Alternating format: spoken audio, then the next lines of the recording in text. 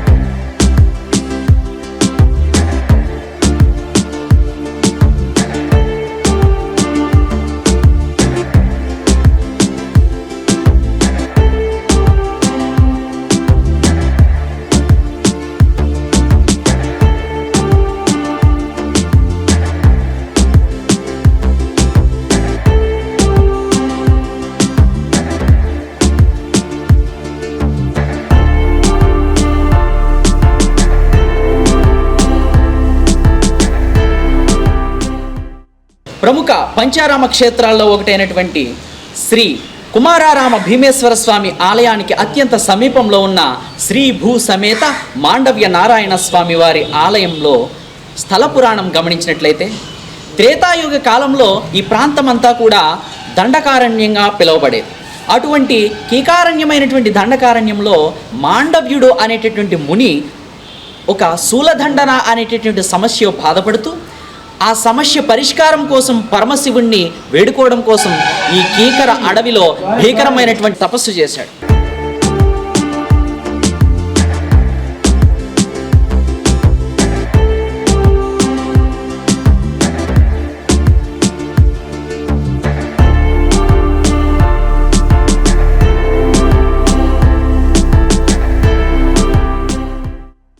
శ్రీ భూ సమేత శ్రీ మాండవ్య నారాయణ స్వామి వారి దివ్య క్షేత్రం యొక్క స్థల పురాణం చూసినట్లయితే ప్రసిద్ధ పంచారామ క్షేత్రాలలో ఒకటైన శ్రీ కుమారారామ భీమేశ్వర స్వామివారి దేవస్థానానికి అత్యంత సమీపంలో వెలిసిన శ్రీ భూ సమేత శ్రీ మాండవ్య నారాయణ స్వామివారి క్షేత్రం త్రేతాయుగ కాలంలో ఈ ప్రాంతమంతా దండకారణ్యంగా పిలువబడేది.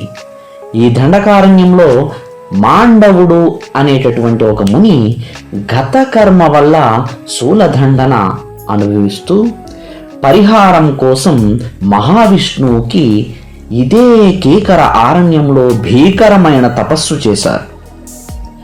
వారి తపస్సు మెచ్చిన మహావిష్ణువు నారాయణుడిగా దర్శనమివ్వగా మాండవ్యుడు ఇలా ప్రశ్నించాడు, స్వామి, నేను ఏ తప్పిదం చేసి ఈ శిక్షను అనుభవిస్తున్నానో సెలవివ్వండి స్వామి అని అడిగాడు.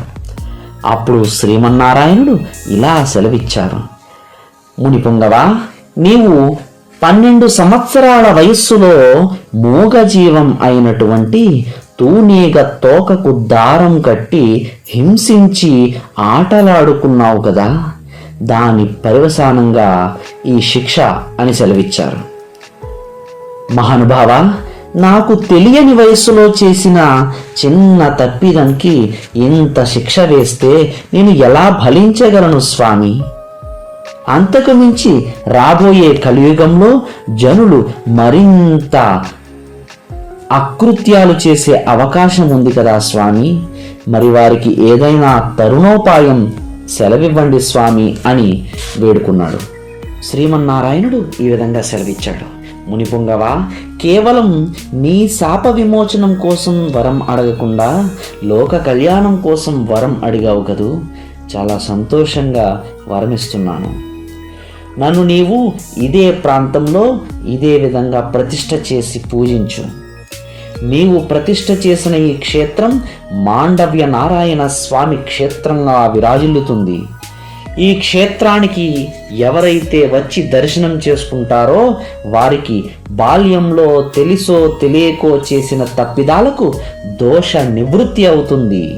అంతేకాకుండా ఈ క్షేత్రంలో విద్యను అధ్యయనం చేసినచో వారికి ఏకాగ్రత, జ్ఞాపక శక్తి ఇచ్చి వారు ఉన్నత స్థితిలో నిలిచేలా వారికి వరం ప్రసాదిస్తాను అని శ్రీమన్నారాయణుడు పలికాడు.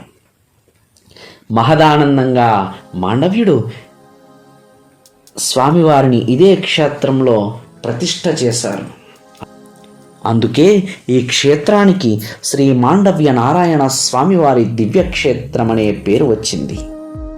ఈ స్వామివారిని ప్రతిష్ఠించే సమయంలో స్వామివారి పాదాల చెంత పరుసవేది అనే మూలికను నిక్షిప్తం చేసి ప్రతిష్ఠ చేశారు అని చెబుతారు. ఈ పరుసవేది యొక్క విశిష్టత ఏమిటయ్యా అంటే, ముని దగ్గర ఒక పరుసవేది అనేటటువంటి మూలిక ఉండేది. ఆ మూలిక ఏ వస్తువుకు తాకిస్తే ఆ వస్తువు బంగారంగా మారేది. అటువంటి పరుసవేది అనే మూలికను ఒకానొక రోజు సాయం సంధ్యా సమయంలో సంధ్య వార్చుకోవడానికి వెళ్ళేటటువంటి ఈ ముని ఈ పరుసవేదిని ఒక ముసలి ఆవిడకు ఇచ్చి సంధ్యావందనానికి వెళ్ళారు. అయితే దీని విశిష్టత తెలియనప్పటికీ ఈ ముదుసలి ఆవిడ ఈ పరుసవేదిని ఒక వస్తువు మీద పెట్టేసరికి ఆ వస్తువు బంగారంగా మారింది. ఆశ్చర్యపోయి ఆ పరుసవేదిని మరొక వస్తువుకి తాగించేసరికి ఆ వస్తువు కూడా బంగారంగా మారింది. ఇట్లా దేనికి తాకిస్తే అది బంగారంగా మారేసరికి తన దగ్గర ఉన్నటువంటి వస్తువులన్నిటికీ కూడా ఆ పరుసవేదిని తాకించి వాటన్నింటినీ బంగారు వస్తువులుగా మార్చేసుకుంది. మళ్ళీ ఆ మునిపుంగవుడు వచ్చేసరికి యథాస్థానంలో ఆ పరుసవేదిని ఉంచి ఏమీ తెలియనట్టు అమాయకంగా ఉంది. ఆ పరుసవేదిని చేతిలోకి తీసుకున్న మరుక్షణం ఆ మునికి అన్నీ తెలిసినటువంటి ఆ జ్ఞాని కాబట్టి జరిగిన వృత్తాంతాన్నింటినీ తెలుసుకున్నటువంటి ముని, ఓహో, ఇంత ముసలావిడికే ఇంత స్వార్థము, అత్యాశ ఉన్నట్లయితే రాబోయే కాలంలో ఈ పరుసవేది గురించి మరింత దుర్మార్గాలు చేసేటటువంటి అవకాశం ఉంది అని గ్రహించి వెంటనే ఈ పరుసవేదిని బయట ఉంచకూడదు, స్వామికి పాదాలకు అర్పణ చేయాలి అనేటటువంటి ఉద్దేశము చేత ఈ పరుసవేదిని స్వామివారి పాదాల చెంత నిక్షిప్తం చేసి ప్రతిష్ఠ చేశారు అని చెప్తారు. కేవలం స్పర్శ మాత్రం చేత బంగారాన్ని ఇచ్చే ఈ స్పర్శవేదిని తన పాదాల చెంత చేర్చుకుని స్వామివారిపై విశ్వాసంతో ఈ క్షేత్రానికి వచ్చి చదువుకునే విద్యార్థులకు దొంగిలించలేని బంగారమైనటువంటి ఉన్నత జ్ఞానాన్ని ఇచ్చి ఉత్తమ స్థితిలో నిలుపుతాడని ఇక్కడ భక్తుల విశ్వాసం.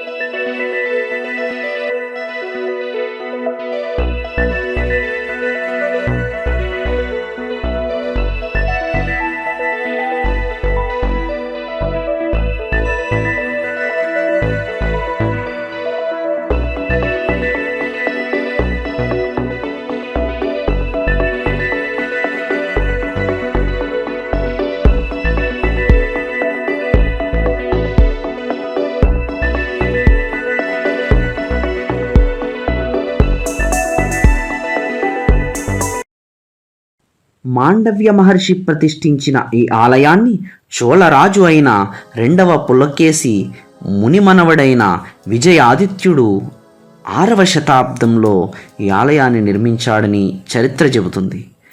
ఈ ఆలయ నిర్మాణ సమయంలో విజయాదిత్యునికి స్వప్నంలో అమ్మవారు దర్శనమిచ్చి స్వామివారి సన్నిధిలో తనను కూడా ప్రతిష్ఠించమని ఆజ్ఞాపించగా, మరునాడు కొంతమంది జాలరులు వేటాడి సమయంలో సముద్ర గర్భంలో అమ్మవారి విగ్రహం దొరికిందని ఈ రాజుకు అప్పగించారు.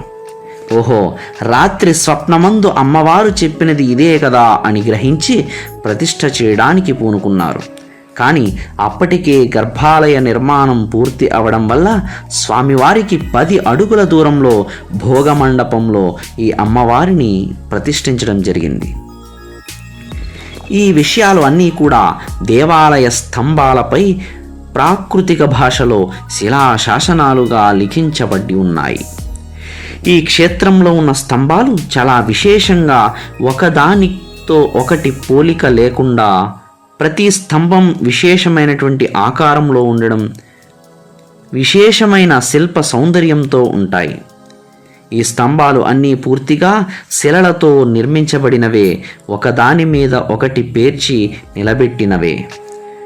ఒక రాయి మీద ఒక రాయి నిలబెట్టడమే విచిత్రమంటే, ఈ రాతి స్తంభాల మీద రాతి స్లాబ్ నిలబడి ఉంది. ఇది మరింత విచిత్రం. ఆ కాలంలోనే ఎంతో గొప్ప టెక్నాలజీ మన దేశంలో ఉంది అనడానికి ఈ కట్టడాలే నిదర్శనాలు అని చెప్పవచ్చు. ఎన్ని వరదలు, తుఫానులు, భూకంపాలు వచ్చినా కూడా చెక్కు చెదరని కట్టడాలు మన దేశ నిర్మాణ శాస్త్రానికే సొంతం. మన దేశ నిర్మాణ శాస్త్రానికే సొంతం. అలనాటి శిల్పులు కళా వైభవానికి, సాంకేతిక పరిజ్ఞానానికి, వాస్తు విజ్ఞానానికి ఈ ఆలయం ఒక ప్రతీకగా నిలుస్తుంది. ఈ క్షేత్రంలో మరొక గొప్ప విశేషం ఏమిటంటే, ఉత్తరాయణ దక్షిణాయన సంధికాలంలో స్వామివారి పాదాలపై సూర్యకిరణాలు పడడం అలనాటి నిర్మాణ కౌశలంగా చెప్పవచ్చు. ఈ దేవాలయ స్తంభాలపై ఉన్న శిల్పాలు భక్తులను విశేషంగా ఆకట్టుకుంటాయి.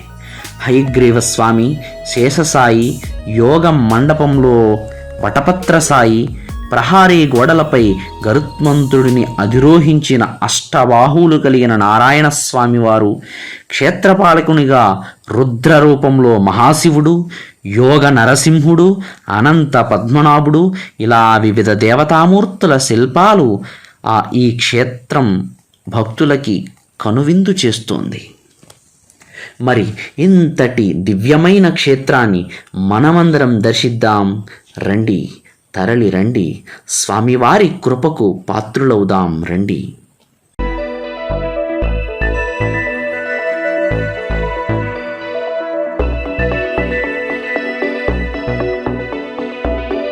మేము చేసే వీడియోస్ మీ మొబైల్కి నోటిఫికేషన్గా రావాలంటే సబ్స్క్రైబ్ చేసుకుని పక్కనే ఉన్న బెల్ ఐకాన్ కూడా యాక్టివేట్ చేసుకోండి.